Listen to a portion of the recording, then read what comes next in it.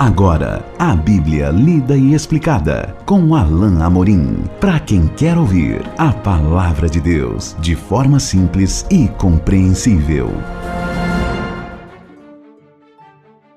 Olá, meu querido ouvinte, minha querida ouvinte. Estamos de volta para mais um ciclo de estudo da Palavra de Deus, mais um capítulo que nós vamos iniciar hoje, continuando a nossa leitura e estudo da Palavra de Deus no Evangelho de Mateus.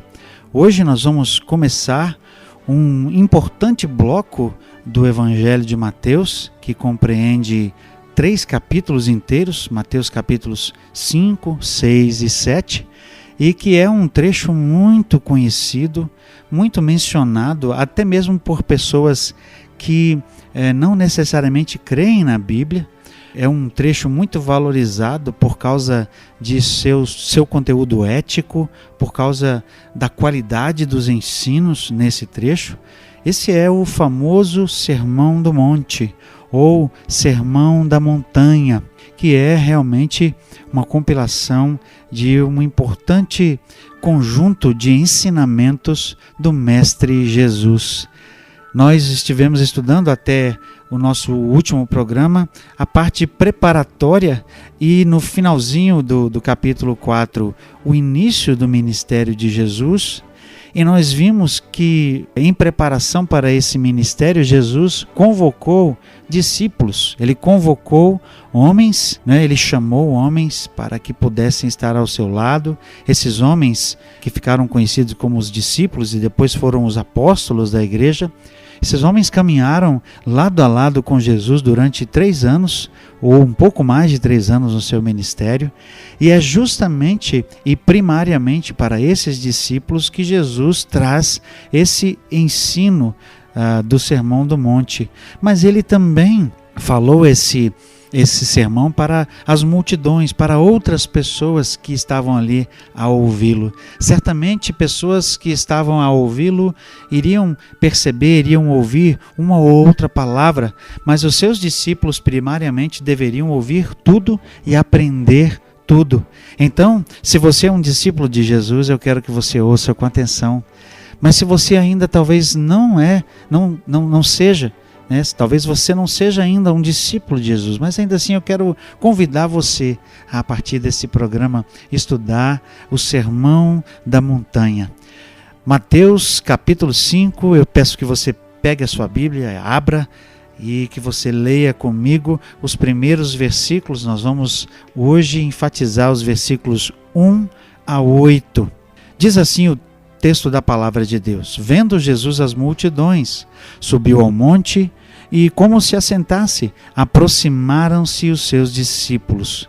E ele passou a ensiná-los, dizendo: Bem-aventurados os humildes de espírito, porque deles é o reino dos céus.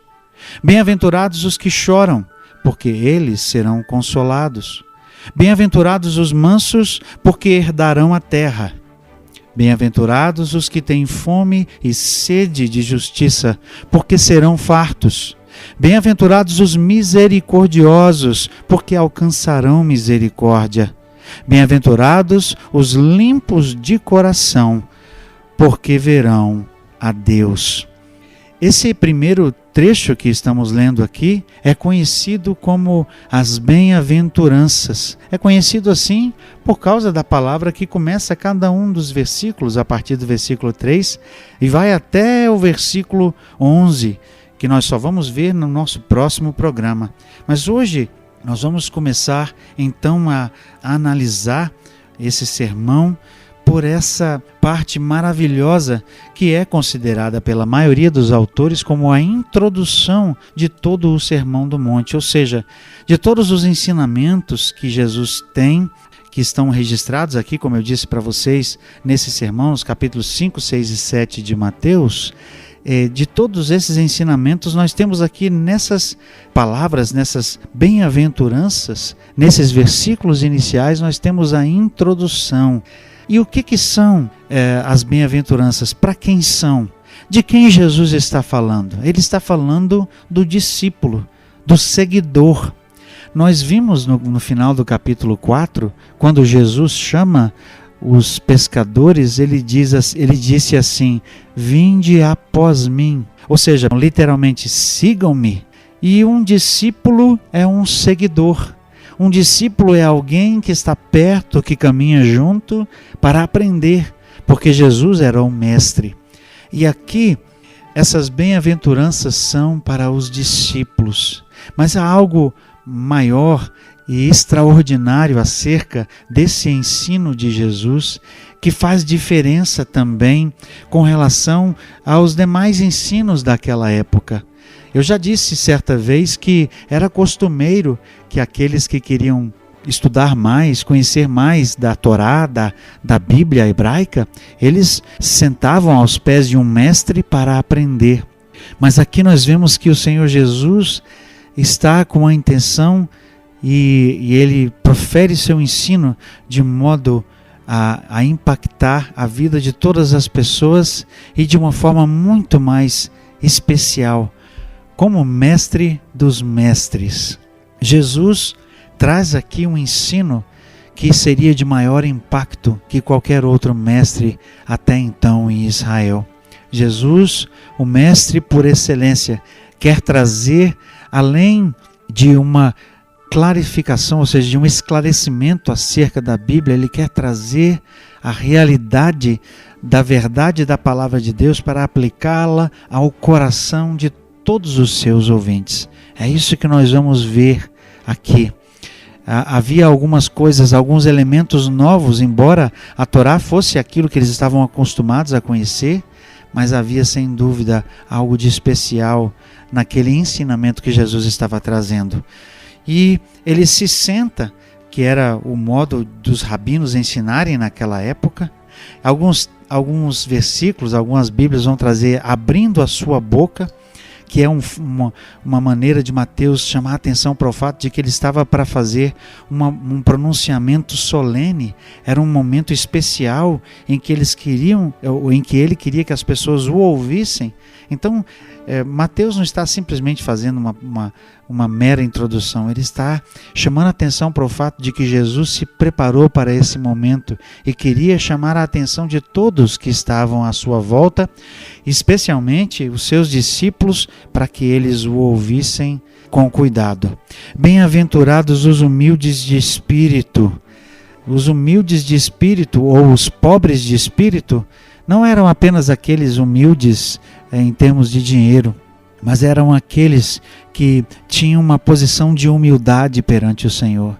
Nós vimos que quando João Batista iniciou seu ministério, que os fariseus e saduceus vieram até ele, ele notou a sua arrogância, a sua prepotência. Eles se achavam especiais porque eram filhos de Abraão. Mas aqui Jesus diz que a marca do discípulo é a marca de alguém, ou é alguém que tem humildade, que se percebe humilde e se percebe pequeno diante de Deus. E aqui diz o texto, deles é o reino dos céus. O versículo 4 diz, bem-aventurado, que quer dizer feliz, quão feliz são aqueles que choram, porque serão consolados. Parece até algo que é um conflito, traz um paradoxo. Felizes os que choram? Mas Mateus estava dizendo aqui daqueles que choravam por sua condição, daqueles que reconheciam o seu pecado, daqueles que estavam inconformados com a sua própria vida diante da presença de Deus. Esses seriam consolados, esses teriam um conforto da parte de Deus. Verso 5 diz, bem-aventurados os mansos, porque herdarão a terra. Naquele contexto, no tempo do Império Romano, os soldados romanos eram conhecidos por sua força e os soldados romanos eram conhecidos também por sua violência, de modo que a humildade, a mansidão não era uma característica que era bem vista naquele contexto. Não era algo que as pessoas buscavam, mas aqui o discípulo deve ser manso. Deve ser alguém que tem espírito manso, que pode ouvir a voz de Deus, que pode ouvir os ensinamentos. E esses, os mansos, os humildes, é que herdarão a terra. uma promessa bendita do Senhor acerca não somente dessa vida, mas especialmente daquele reino vindouro, da vida eterna com Deus. Verso 6 traz mais uma bem-aventurança. Bem-aventurados os que têm fome e sede de justiça. João Batista já tinha dito que aqueles que queriam seguir a Deus tinham que produzir frutos dignos de arrependimento, frutos de justiça. E aqui Jesus diz que aqueles que têm fome e sede de fazer o bem, fome e sede de fazer aquilo que é justo, que é correto diante do Senhor, fome e sede de fazer aquilo que é a vontade do Senhor. É isso que o discípulo deve fazer, é esse discípulo que Jesus queria ao seu lado. Verso 7 traz mais um: bem-aventurados os misericordiosos, porque alcançarão misericórdia. Quantas pessoas talvez quisessem a misericórdia de Deus, mas elas mesmas não exerciam misericórdia. Era preciso que os seguidores fossem pessoas de misericórdia, pessoas que olham com compaixão, não com pena, como se quisessem apenas sentir alguma coisa por causa da situação de alguém, mas alguém que age com compaixão, como foi o Senhor Jesus. Jesus queria que seus discípulos fossem marcados por misericórdia, fossem marcados por uma vida cheia de compaixão, para que eles pudessem então também experimentar a compaixão, a misericórdia de Deus. E por fim, no verso 8, bem-aventurados os limpos de coração. Talvez a sua versão traga os puros de coração. O puro de coração é aquele que não tem pecado no seu coração. Não porque não peca, mas porque confessou o seu pecado, porque está com a vida pura, limpa diante de Deus. Esses são aqueles em que Deus pode trabalhar, em cujas vidas Deus pode derramar sua própria vida. E o texto diz claramente: esses verão a Deus. Somente os puros de coração, somente aqueles cujo pecado foi perdoado, cuja vida está reta, correta diante de Deus, esses verão o Senhor. Que maravilhas essas bem-aventuranças, que maravilha esses ensinamentos de Jesus. E nós vamos continuar a ver as bem-aventuranças no nosso próximo encontro. E que até lá Deus te abençoe.